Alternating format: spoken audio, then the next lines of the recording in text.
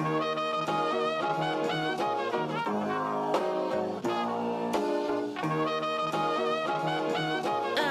hanging, young hero, besides your head and spirit? That soul is saying something profound, so let them hear it. Welcome to Giant Size Violence, a Toku Comics podcast. I'm your host, Tomi, and today we're doing something a bit different. Joining me today is someone who's a bit of a local legend around Iowa. He's an award-winning writer, editor, and videographer, but I've known him most for his acting roles in some of the best plays I've ever seen, including Let the Right One In and Evil Dead the Musical, where he played the lead role of Ash Williams. He's also been a host on the Iowa Innovators podcast for the last few years, and as far as his writing goes, he's written stage plays like The Summerwind Project, Aurora, and Driving to Bermuda, and films like Amelia 2.0, Skip Day, and the 2007 indie film masterpiece, Stray Dog. With all that said, I'd like to give a warm welcome to today's guest, Rob Merritt. Hey, how you doing, Tommy? Good to see you. Yeah, good to see you, Rob. How are you doing today? I can't believe you didn't mention the indie film legend Nunsmack in that listing. Oh, I don't think I've been exposed to Nunsmack yet. Ooh. Oh man, that's it's sort of anytime that anybody ever starts to take me seriously as an artist, I will just point out to them that I did a movie called Nunsmack, and that usually brings everything right back to, oh, okay, you're an idiot. Wow. Yeah, was this a film you wrote or just starting? No, this was a movie that I acted in back in, I think it came out in 2016 or 2017. It was on Amazon Prime for a while, and then at some point I think Amazon kicked it off. And yeah, I mean it was a terrible B movie, but one of those like so bad that it's funny kind of things. Yeah, it involved a bunch of nuns running a drug ring, and you know, yeah, that's really all you need to know. Gotcha. So Velocipaster's okay, but Nunsmack is a step too far. I see how it is. What we need is to have Velocipaster versus Nunsmack. I think that would be an amazing mashup movie. Ooh, yeah. Have you seen Velocipaster? Oh, I've not actually had the privilege of seeing the finished film. I've seen the trailer many times, and I'm just like, oh, this has the potential to be a classic right here. I might cover it on this podcast someday, or see if I can get like the writer or director on, because like it hits all my buttons, and it's like someone was making an indie film or a student film, but they were just a really good editor and like really good with music videos, because it's like shockingly beautiful in moments, and it'll randomly have like an amazing music video. Like whoever made this was really talented. They were just set on making a stupid movie as best they could. That sort of reminds me of, have you seen Jesus Christ Vampire Hunter? I have. Yeah, it's similar. Like, there are some moments of sheer genius in that film, sprinkled in with some absolutely terrible moments. But yeah, I think I fell in love with that movie the moment that the villain was watching his plans fall apart on TV from like all the coverage of everything, and he sees Jesus like basically beating the crap out of everybody, and then he turns around and Jesus is right there. And Jesus punches him in the face. And the guy's like, how could you be here? I just saw you. And Jesus says, I am everywhere. And I was like, in that moment, I was like, I love this movie. I love everything about this stupid movie. Yeah, I found that in that golden early age of Netflix, back when you needed a disc to watch it on your Nintendo Wii, and they didn't have like anything big yet or good originals, but they had Jesus Christ Vampire Hunter, and that was a hidden nugget of gold there. Oh man, the good old days. But so today, Rob and I are going to be discussing another film with a bit of a weird reputation that we share a special connection with, Cats. And yes, I mean the 2019 Release the Butthole Cut film, Cats. We'll be comparing it with another often maligned movie, more familiar to the fans of this podcast, 2021's Mortal Kombat, which may seem unrelated, but I hope you'll agree by the end of the episode that these are basically the same film. Rob, I thought you'd be the perfect guest for this episode since you were actually present at my first viewing of Cats in the theater. I was. Yeah, and I know you were able to turn that into a semi-viral experience of sorts. Could you tell us a bit about your history with the film? Yeah, I went with a group of friends to see it. You were amongst them. I think it wasn't on opening day, but it was within a couple of days of when the film had opened, and it was. we knew kind of going in, like already the reviews that were coming out of that movie were that it left some things to be desired. So we kind of knew, but we were like, oh, let's just go see what it's like. And it wound up being such a surreal experience that I wound up actually taking notes as it went along so that I could then share a post after we got out just about the experience of seeing Cats and just how completely batshit crazy it was. And I wrote this later on, and it wound up, it was weird. I remember I wrote it, and I think like for the first couple of days after I'd written it, it just like I wrote it to make a few friends laugh, and we were like, aha. And then I woke up one morning, and all of a sudden it said that it had been reshared. I think at that point it was like, oh, your post got reshared 7,000 times last night. And I'm like, what?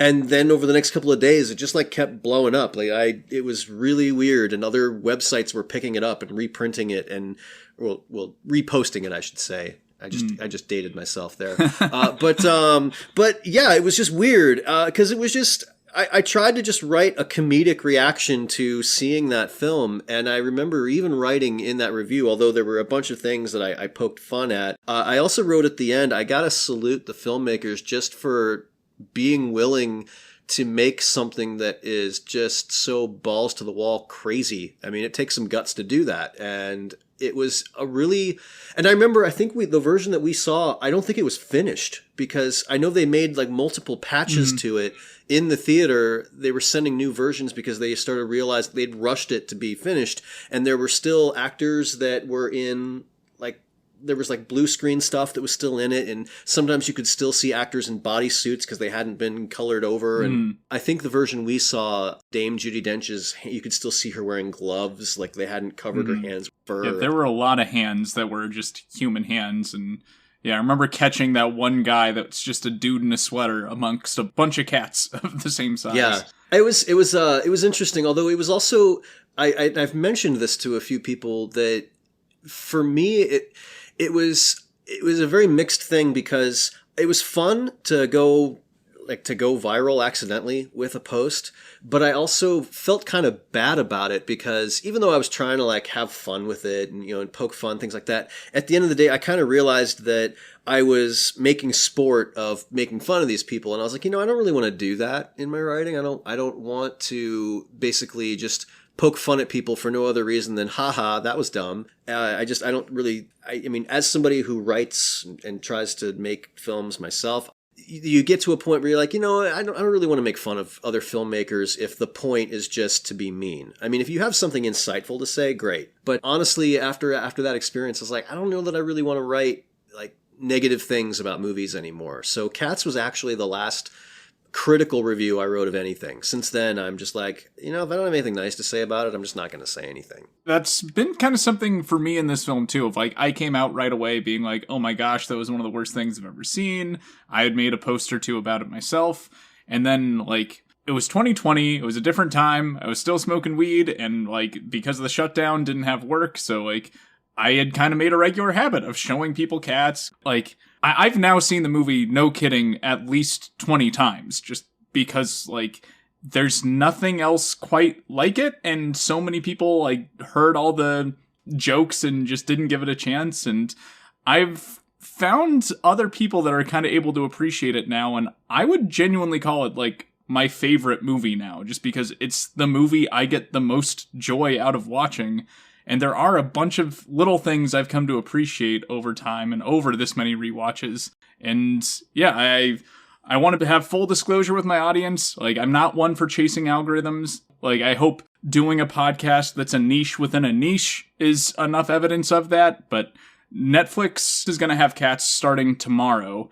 And like, having such a famously maligned movie that's also unironically my favorite film, I feel like it'd be dumb of me not to make a little something out of it, just since this is probably the most weight in the algorithm Cats is ever gonna have again.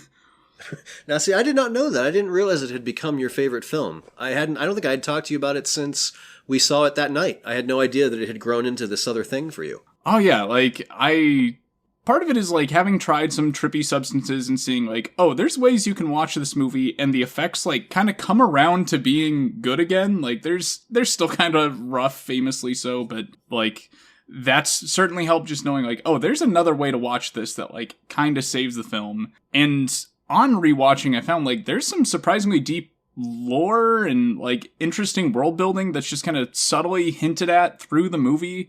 There's kind of a cool power and magic system once you actually take the time to see like, oh, they do set up how like Idris Elba and Mr. Mistopheles, like how this magic system works. It's just like never really explained in dialogue. And I do remember getting the vibe when we went to see it, just from the reactions that were happening in the theater. I mean, I think the first half, people were just kind of like, what is happening? But by the second half, people were actually cheering for things as they saw them on the screen, and people were talking back to characters. And I was sitting there like, oh my God, this is how Rocky Horror started. yeah. And I found myself wondering, I wonder if this will start developing some weird cult following where people will go to screenings of it and like dress up as cats and throw props at the screen. Because I mean, Rocky Horror if you watch Rocky Horror, it doesn't make, as a film, it really doesn't make much sense at all.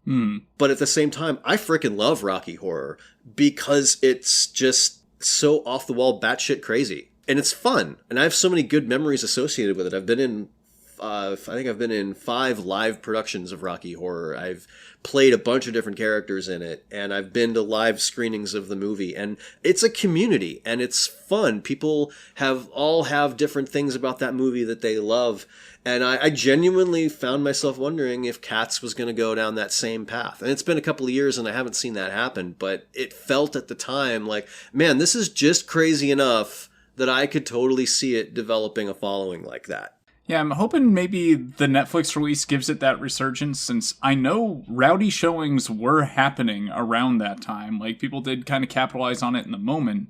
But I remember having that same thought of, like, is this how Rocky Horror happened?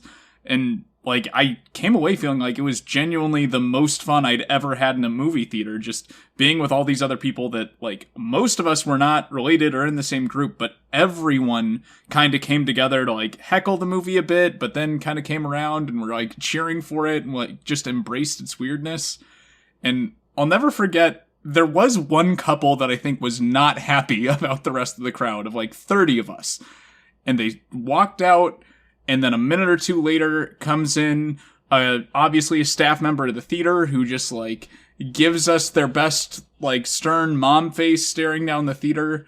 And I could slowly see it wash over them as they realized, oh, this isn't 1 or 2 problem customers. This is everyone. I don't know how to deal with this. And they just, like, looked so defeated when they turned around and left that theater. Yeah. It was weird. It was very surreal. I mean, like, generally my pitch for the movie to people is, like, if you judge movies by how different they are from every other movie, rather than, I don't know, plot or character development and that nonsense, Cats is kind of one of the best movies of all time. Like, say what you want about it, but you have not seen anything else like Cats. I can almost guarantee it. I have a question for you. Have you seen The Marvels? Yes. There's that sequence in it that it almost is like a little bit of a tribute to how insane the movie is when the Flurkins are eating people and they start playing Memory, and it's freaking hysterical. I mean, I remember, I saw Marvels in the theater also, and I'm just sitting there just absolutely laughing my ass off during that scene. And that was just like a little bit of the insane energy that the actual Cats movie has. Yeah, and maybe this will be the thing that fully brings Cats back in the zeitgeist, because, like, everything that is genuinely flawed about this movie, I think, could have been saved if they had just shelved it for a little while. Like, and they almost had the perfect excuse. Like, I know they rushed it, made that unreleased cut that you cannot find anywhere, and I'm really pissed about that, because I want to see the cut we saw again. But, like, COVID was right around the corner. They could have delayed that movie and then had as much time as they wanted to fix it in post. And, like, yeah, it's not just the effects. Like, there's a lot of things, just little story editing bits, maybe cutting another 10, 20 minutes out of the movie. Like, they could have had a significantly better movie and all the time in the world to make it that if they had just not rushed it. Well, I'm sort of curious because I saw this in the subject for this podcast and I was like, how's that gonna work? That you're connecting this movie to Mortal Kombat, and to be clear to your listeners, I'm not in on this at all. I learned that for the first time when I signed on for this podcast, and I was like, oh, we're comparing those two. Okay, how does that work? So I will ask you, since obviously this is something you've thought about, what did Cats and Mortal Kombat? How are they related? So a couple years after the film came out, I'd had a small gathering of 3 or 4 friends.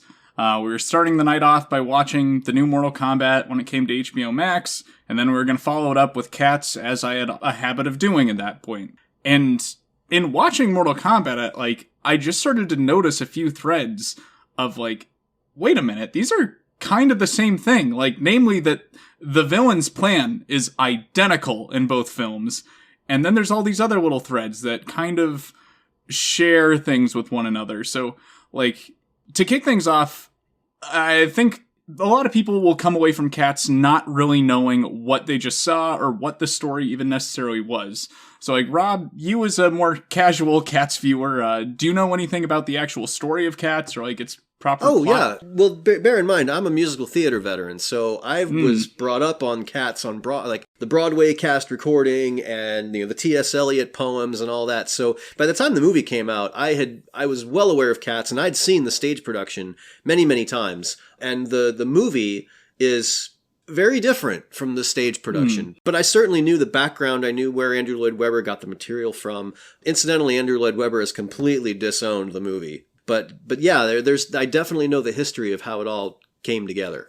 Yeah, so generally the plot of Cats, both the play and the musical, focus around a competition that the Jellicle Cats throw on every year, and it's it's played up as something great that everyone's excited about, but at its heart, it's a battle to the death. Granted, a song and dance battle to the death, but they're all competing to see who gets to go up in a ramshackle hot air balloon and ascend into the sky and go to their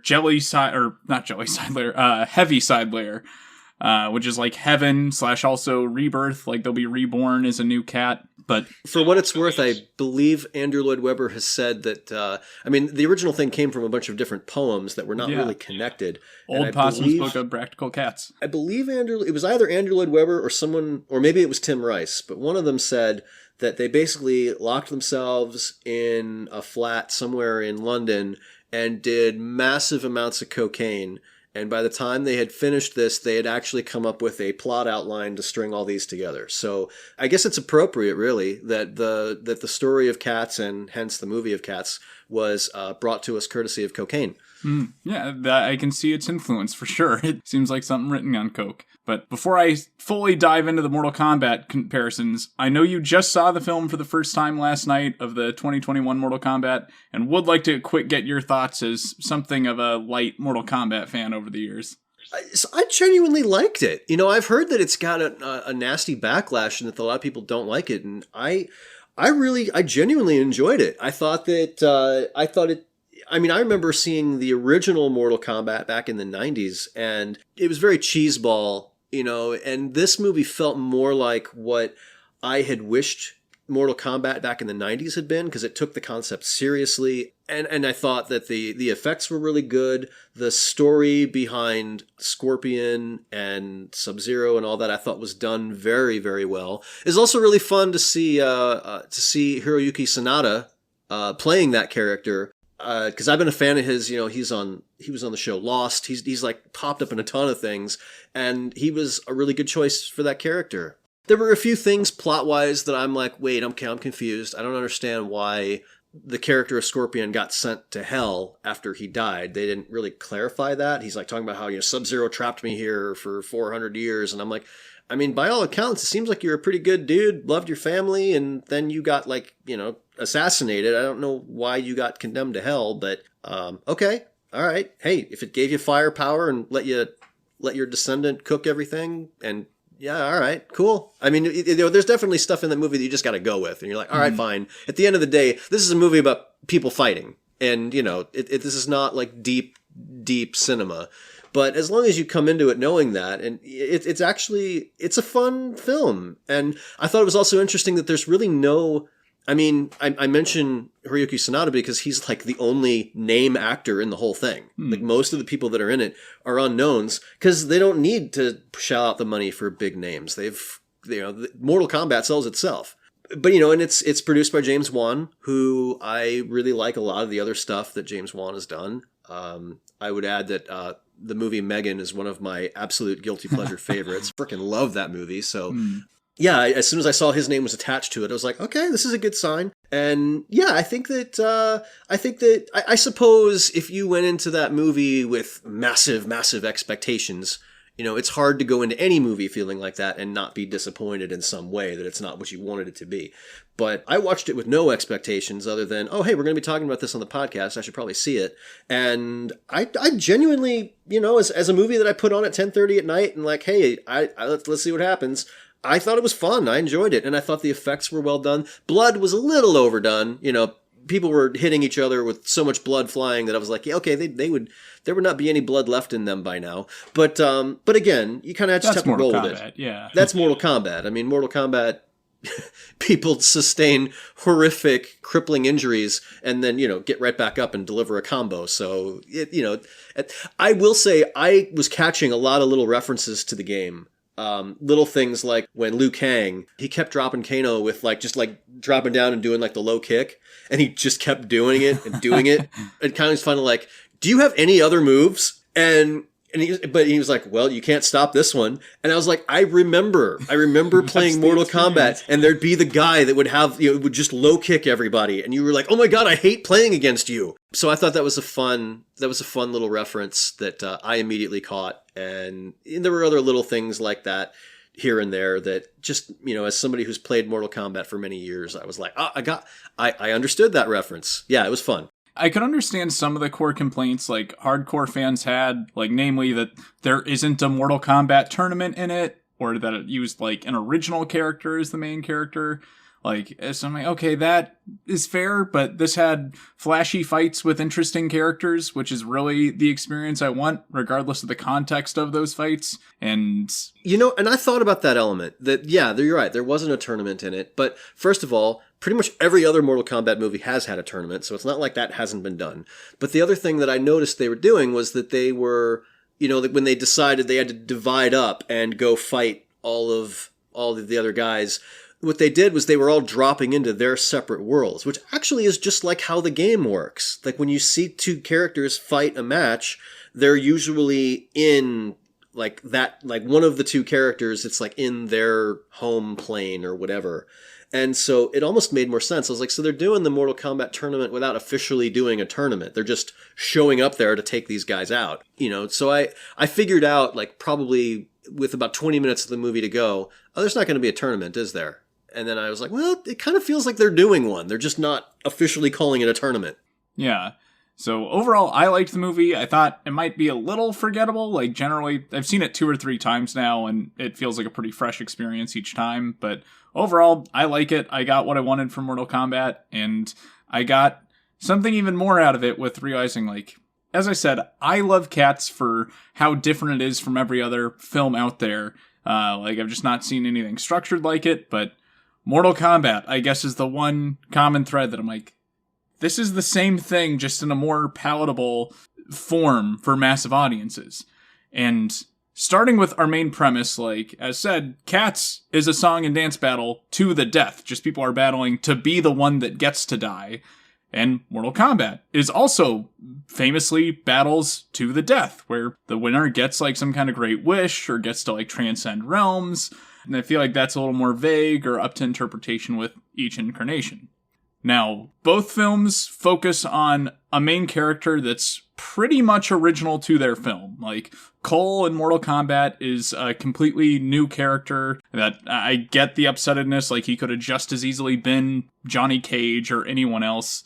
And then Victoria for Cats, who's kind of the audience point of view character that is getting introduced to the Jellicle Cats, learning what this Jellicle ball is, and is the one they seem to be doing a lot of these songs towards. She's technically in the play, but she doesn't have any lines. She just kind of shows up and dances, and an average audience member would have no reason to know her name. So the version of Victoria we get in the film is basically an original character. Now, that whole central plot with the character is very similar between the two. Both main characters are slowly getting exposed to a world of magic that's centered around this competition to the death, with little song and dance or fight scenes to highlight what makes each member of this catalog of characters so interesting. But where things get eerily similar between the two comes down to the villain plot. So the whole thing behind this complaint about Mortal Kombat not having a Mortal Kombat tournament in it is the main villain, Shang Tsung, wants to take out all of Earthrealm's fighters before the Mortal Kombat tournament so he can win by default and take over the Earth. Macavity, the Idris Elba cat in Cats, his whole plan that we see him enacting throughout the film is to kidnap all the Jellicle cats so he can win the Jellicle Ball by default. Now, how they do this is mainly through their henchmen, maybe with some self-involvement, but this comes to our titular point of the episode. Shang Tsung uses Sub-Zero to take out or sometimes kidnap his targets throughout the film. Every time that Sub-Zero makes an appearance, you know he's coming because of the little snowflakes in the air as everything's freezing over. Like, that's his dramatic entrance. In Cats, Macavity uses Taylor Swift, who I guess is called Bumblearina, even though they almost never referenced her by name. But he uses Taylor Swift to incapacitate and kidnap his enemies one by one.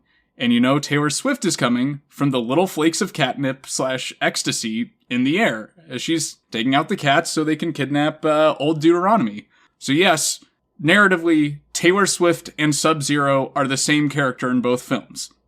That's a perspective. That is a perspective that you've just offered up. I would add that at one point, doesn't old Deuteronomy shove other cats off of the boat like he's protecting a gate? Not unlike in Mortal Kombat when they create a gate so that the others can't come through into their world. As I recall, in the theater, when that happened, when Ian McKellen's character pushed one of those other cats off of the barge into the water, I believe someone in the theater yelled, "You shall not pass!" And the whole theater lost their frickin' minds laughing.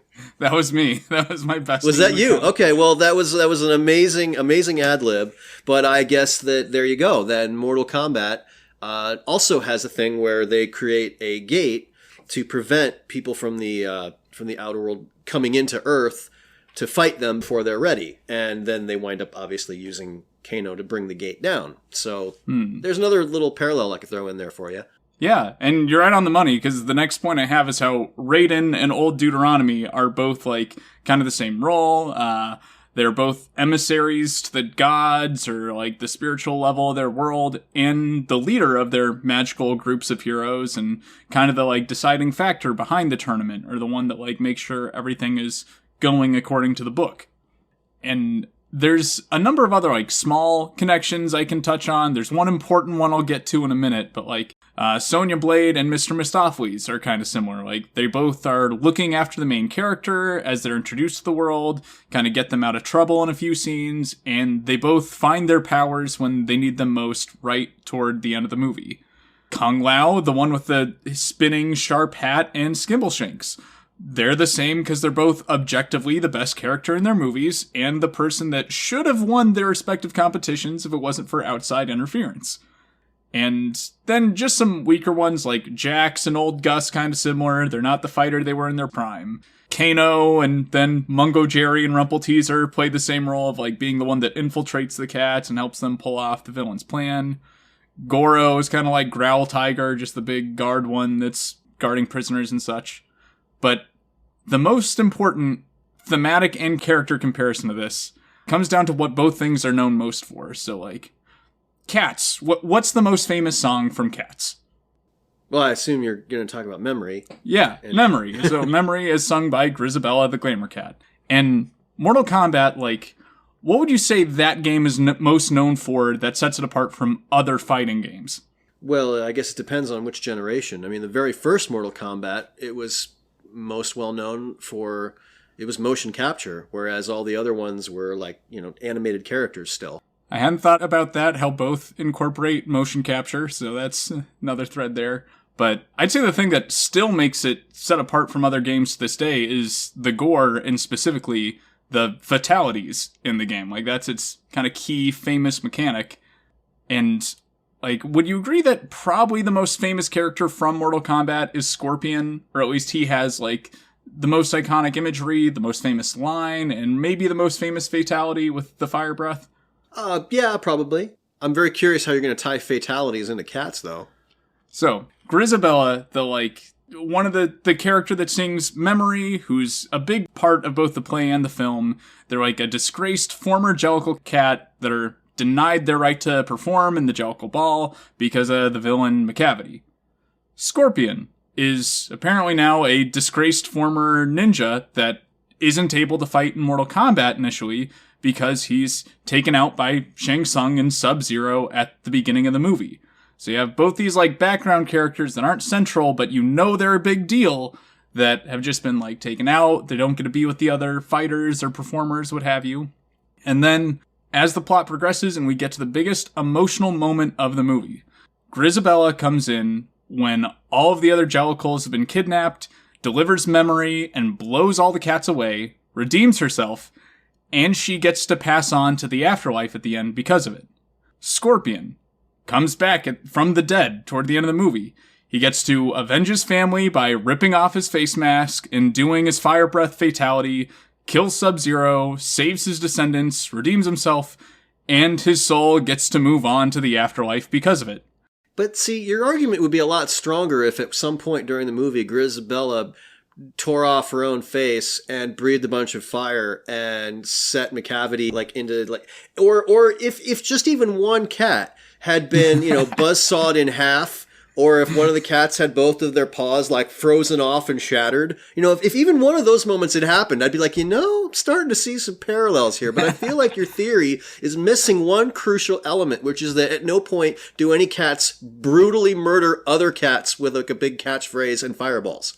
And I mean, without that, it's, there's still something missing here. I mean, old Gus kinda does. He scares that cat into the River Thames doing that "you shall not pass" moment. And, a cat's not gonna get itself out of there. That cat probably drowned, and they just cut away before we heard its, death meows.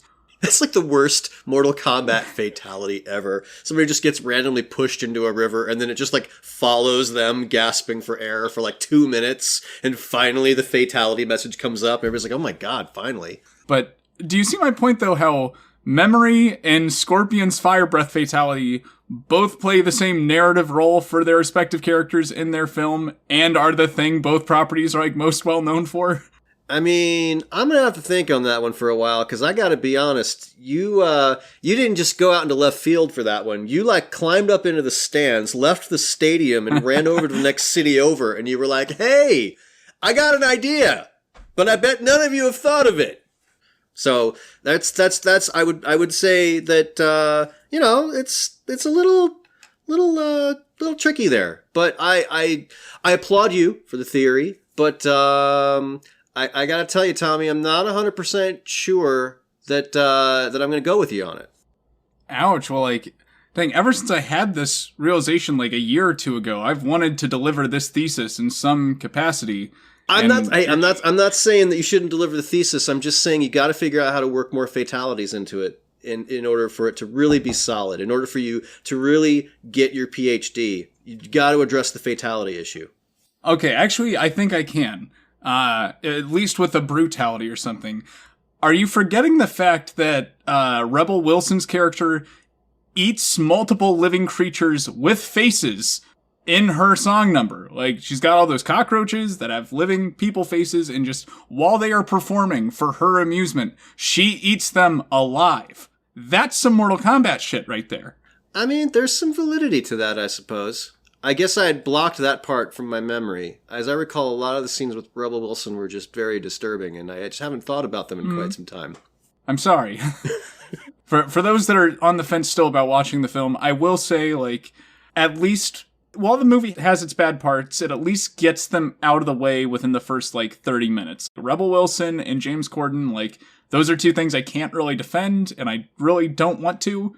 And at least they're done within the first 30 minutes. And from there, every song is better than that. The movie can only get better from this low point. But in closure here, do you at least see any of the parallels I'm getting at with, like, I find it weird that they at least went with the exact same villain plans in both movies, both from WB, both about battles to the death, and both about famous, long-running franchises and film adaptations that were largely maligned by their fans. Well, it's funny because it starts to get into what came first, the chicken or the egg question, because, like you said, this movie of Cats did not, it didn't start development in, like, this thing dates all the way back to a Broadway musical from the early 80s. So if we're going to say that which one influenced which, did Cats influence Mortal Kombat? Did Mortal Kombat influence Cats? I don't know. So I guess that'd be my next question is, if you think that these stories are using the same elements, who copied who? I'm not going to necessarily say anyone copied anyone, except that I wouldn't be surprised if there's some high up WB exec that just like has this weird plot that he's trying to implement in all of the movies they release, or at least like he at least got his hooks into these two before he was inevitably fired. But, like, it's so specific to these two incarnations that I'm not going to say the Mortal Kombat video games took from Cats nearly as much as they took from, like, Enter the Dragon. However, there is maybe a little bit more commonality there, because I found out after having seen this movie, like, 5 or 6 times, having not seen the play, that there is a superhero cat in the play. And no one told me this. Despite comic books being like my favorite thing, there's a song about Rumpus Cat, who's like a superhero that stops a dog civil war. And that seems like it could lend itself better to like this Mortal Kombat lore system. Which, speaking of, Rumpus Cat is Johnny Cage or whoever your favorite fighter that didn't make it into the movie is, because it's both the like weird cut parts from the movie that feel like they probably should have been in there somewhere. I was sad that we didn't have Johnny Cage in that movie, but I did appreciate at the end the tease that we would be having him in a future sequel. Yeah, I just didn't think he's like a sequel level character or like a tease level character. Like he's just a guy. That might be, I mentioned before that they didn't need to use any star power for the first movie because they were selling it on Mortal Kombat. But it may be that for Johnny Cage, they do need to get like a big name in order for that to seem like a big enough deal. Now, Rob, have you actually seen Cats since that initial viewing in the theater? I saw it one additional time. Because I actually have the Blu-ray of it. And I remember I saw it again. So I did see it again. I actually used it there was a short film that I made called I Love You, Danica Catrick. It was during the pandemic. There was this, it was called the Iowa Cell Phone Film Challenge. It was something being done by like some filmmakers in the state where we were all stuck in our houses and nobody could leave or do anything and you couldn't make anything. And so they came up with this idea that every week they would have a contest where you make a movie, but the limits were you could only use your cell phone because otherwise the filmmakers who have all kinds of crazy good equipment at home would have an unfair advantage. So like you could only use a phone and you could only use as cast members and crew people who were sheltering in place with you. Obviously, if you figured out a way to use Zoom, then you could incorporate people that way, but you couldn't otherwise. And so I made this movie. And it was called, it basically just completely starred cats.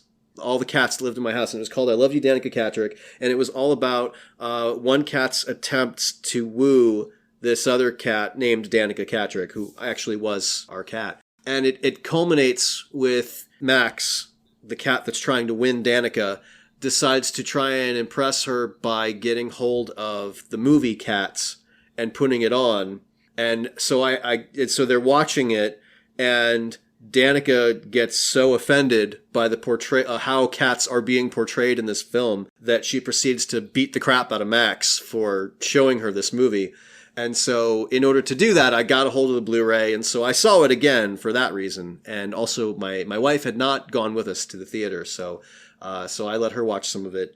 And I believe I almost got beaten in a similar fashion to how Danica beats Max. Because why are you making me watch this? But it was, I still, after, seeing it a second time, I was like, the things that I didn't like about it, I still really didn't like about it. But I was like, visually, there's some cool stuff going on. And again, like I said, I appreciated that the filmmakers really swung for the fences and really had a crazy vision and stuck to it. And I don't know, But I haven't seen it in a couple of years, and I wouldn't mind revisiting it. And the fact that it's coming to Netflix might be a good excuse to do that. But yeah, I mean, I have definitely softened my feeling on the film over the years. Not nearly to the degree you have, but certainly to some degree I have. And yeah, I mean, it is an acquired taste, I suspect. But yeah, worth revisiting. I will say, I'll put in a pitch, and I will put a pitch for this movie. Because there are those movies that you have that you consider like a flawed masterpiece. Like there's things about it that are so brilliant. And then there's other things about it where you're like, oh no, why did you choose to do that? No. And it makes you reluctant to recommend it to somebody because you're like, I don't want them to think that I thought the terrible thing that this movie did was a good idea. But oh my God, this other stuff that it did was so amazing. And one of those movies for me is Cloud Atlas. I don't know if you've seen it, but yeah, I saw that for the first time this last year. I mean, there is some absolutely brilliant stuff going on in that movie. And then there are also choices they make where I'm like, why? Why did you just do that? No. But I have watched that movie many times because I'm like, there is an absolute masterpiece inside of this movie. I wish I could take a couple of things out of it to make it perfect. But the stuff that's in it that I like so darn much. And so that's, there was an anime series called Elfen Lied that I felt that way about too. It was that there's a few animes that are like that, where they do absolutely brilliant stuff. And then there's some scene involving kids and animals and you're like, oh God, no, why did you just do that? I can't recommend this movie now. Elfen Lied has like a few scenes in it that are awful. And like, I would be worried if I recommended it that people would look at me like, oh my God, you find this entertaining? But there's also moments of sheer beauty in that anime. And so I always do find it interesting when you have one of those movies that it's like, I like so many things about this. And then there's other stuff that just drives me crazy. And I have this weird, unique fascination with this movie as a result, because sometimes I see the movie that I wish it was. And then other times I'm like, why did you do this? So that's that. And I don't know, maybe on another viewing of Cats, I will see some of the things that I'm like, oh, that's actually really, really cool. So why did you do this other thing? Why is James Corden here? Things like, because yeah, there's definitely some cool stuff that's happening in that movie. Yeah, what's weird is after I showed this movie to a girlfriend, she managed to one-up me on weird cat film media that like trumped Cats in this regard, and a lot of what you were saying as well. It's, I believe, a 90s animated film called Felidae from the same studio that did, like, the Watership Down animated movie. Yeah, well, I remember Watership Down, and that thing was nuts. But I think I've heard of Felidae, but I haven't seen it. Yeah, it's like a really gritty, like, noir crime story that just happens to be about house cats, and they're not, like, anthropomorphized walking around in a cat society with cat detectives. It's just like a couple house cats that are solving a mystery regarding like kind of Nazi-esque cats and some kind of like special like super Felidae species.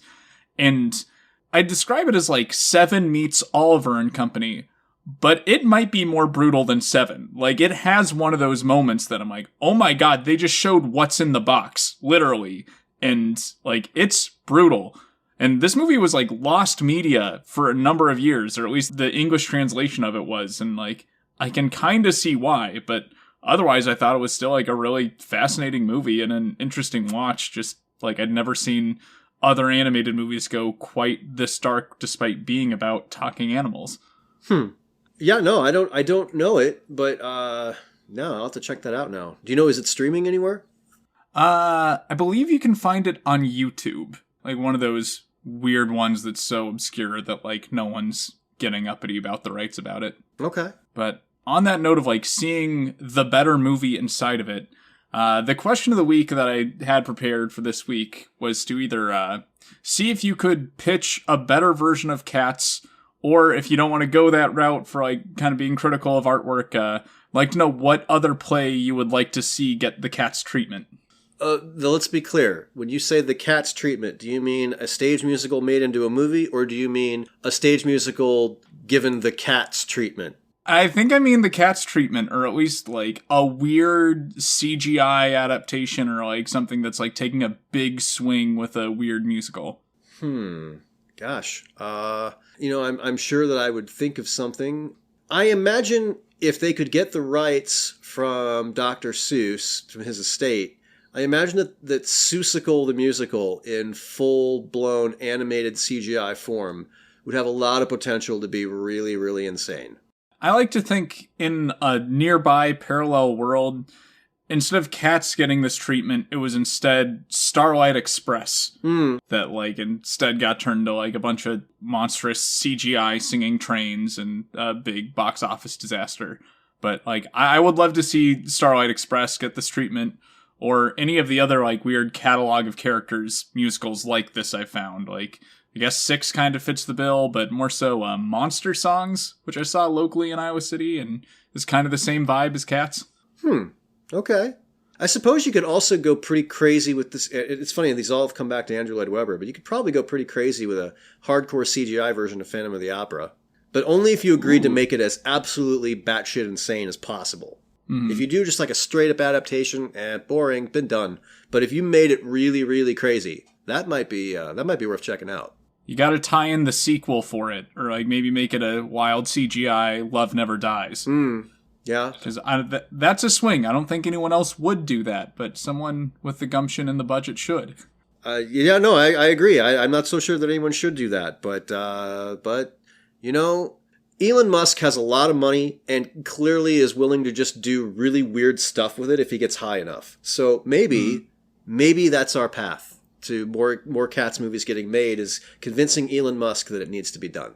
Now, I'm bummed about American copyright law because, like, having seen Cats so much, there is a better film that I have in my mind that I construct a little more every time I see it.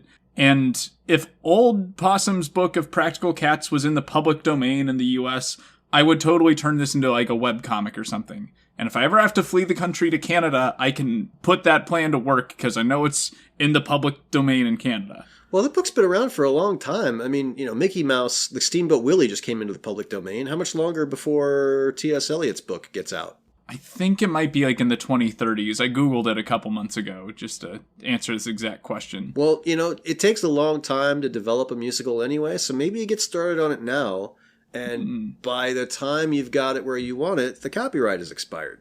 I'm just kind of surprised with some of the obvious swings they didn't take with this. Like, with Memory being the center of the musical and the thing it's most known for, like, I feel like they could have done something really interesting in doing, like, an intergenerational depiction of Cats, maybe actually making it Grisabella's story. Like, what if we got to see more than one version of, like, Skimbleshanks, or we do get to see old Gus performing in his prime, or, like, a different version of the Gumby cat that isn't, like, exploiting mice and cockroaches so much, but actually trying to, like, elevate them into cat society. I argued in my Cats review several years ago that there should be an Andrew Lloyd Webber shared cinematic universe, that we need a movie about dogs, and we need, a whole lot. So I think there's room in there for some of those ideas, but I'm all for us spreading this out MCU style. Like, personally, I'd love them to see them just go real sci-fi with this. Maybe tap into some of that Starlight Express, but, like, maybe we find out the origins of the Jellicle choice. Like, that's what I think the movie needs to hinge on. The Jellicle choice needs to matter. Like, maybe we find out a bunch of old Victorian-era rich guys did some kind of summoning ritual for some sort of eldritch angel alien creature, and the most worthy person in the room got to make the wish with this creature, but someone had their beloved cat in the room, and that's where cat society originates. Is that one, like, first incarnation of Old Deuteronomy wished cats a better life, and now they can sing and dance and walk on their hind legs and stuff. And we build everything out of this, make some kind of space opera out of it. I've had a few high tangents about this, as you can maybe tell. I bet James Wan could do something with this concept, and there we go. We bring Mortal Kombat and Cats together once again. Yeah, and I think I can even see the two crossing over. Like, I want to see the champion of Cat Realm come in, because, like, I think Mr. Mistopheles or Skimbleshanks could hold their own as a Mortal Kombat fighter. Might be a little tough, but I don't know, with that dragon magic, they could.